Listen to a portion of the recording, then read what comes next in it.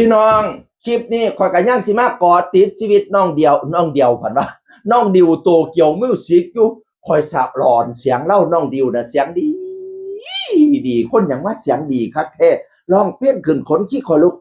ยากโดยเฉพาะเพลงห้อยใจบังไฟแสน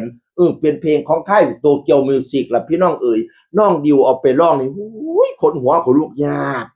เพราะอย่างว่าเสียงดีคักแท้พี่น้องเอ๋ย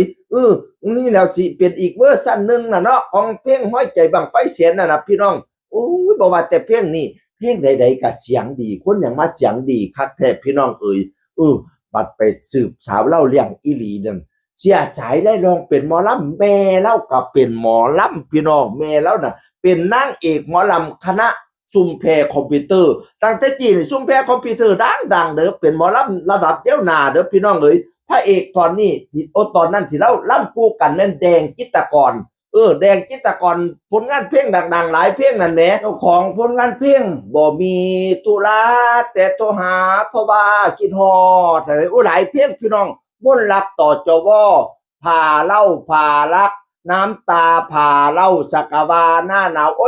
หลายเพลงพี่น้องของแดงจิตรกรเป็นพระเอกคู่กันครับแม่เล่าสมัยนั้นพี่น้องคณะซุ่มแพรซุ่มปีเตอร์เสียงดีแล้วอ้ายแล้วนี่ก็เสียงดีพ่อปั่นกันเด้อไปบัดยับไปร้องเพลงตลาดนั่นตลาดนี่ก็ได้ร้องคู่กันกับอ้ายนี่แหละครับเป็นเพลงคู่นั่นน่ะล่ำขอนแก่นล่ำซุ่มแพรแล้วก็ล่ำดีค่อยสิฟังกัน3คนเลยสิฟังน้องดิวสิฟังแม่เล่าอดีตนางเอกซุ่มแพรคอมพิวเตอร์แล้วก็สิฟังอ้ายเล่าเอาฟังนำกันคักๆพี่น้องบ่มีข้อแม้ย้อนคำว่าหังคำเดียวสั้นๆที่ตกลงสร้างฝันหวังดูแลกันด้วยใจจริงแท้อย่าปล่อยมือกันเด้อถ้าเจอปัญหาเข้ามารังแกจับมือแน่นๆจนเฒ่าจนแก่ขอแค่ดูแลด้วยคำว่าเราสุริยันแจ่มฟ้ามีบ่พายมัวแสงพระจันทร์ฉายย่อแยงทองไตพ่อแม่เอ้ยสายสะพายเย็นเพียงหน่อยบ่หนาวสวงให้เนื้อสั่นถึงยามเปลี่ยนฤดูกาลฝนตกมากะบ่ฮ้อนพอนอนกิ่งเหงื่อซึมมาไล่แสนมากายเปื่อมพอเติมแต่คำชมสมันพุ่มแพ่เพื่อนได้อุ่นสวงพอใครเกิด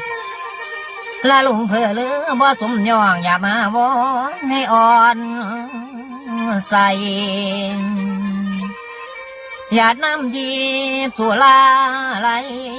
ขอแรงใจแฟนซอยอยู่บูชาตังอย่านั่งเหมือน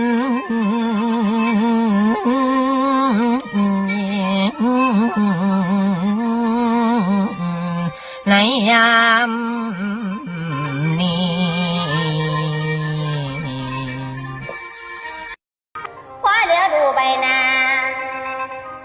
หัวใจนั่งสลดลาคือบ่นั่นบ่นึกว่าแม่นเฒ่าสิเป็นแก้วลูกทิ้งชายนี่เห็นกันต้องคุยมวนส่วนหัวใจนั้นบ่ฮู้ไผสิเว้าซ้ำดานงามปานใดก็ทนได้หันใจตันกัน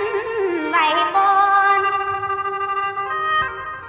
พ่อแม่เอ้ยมองเบิ่งหากำก่อนสังหามหล่นเลือนคนนี่ล่ะพี่น้องโอ้ยมันเป็นน้ำเสียน้ำแนวอีหลีเนาะเสียแนวคนเสียงดีแม่ก็เป็นนางเอกหมอลำลูกก็เลยเสียงดีนำพี่น้องเอ๋ยโอ้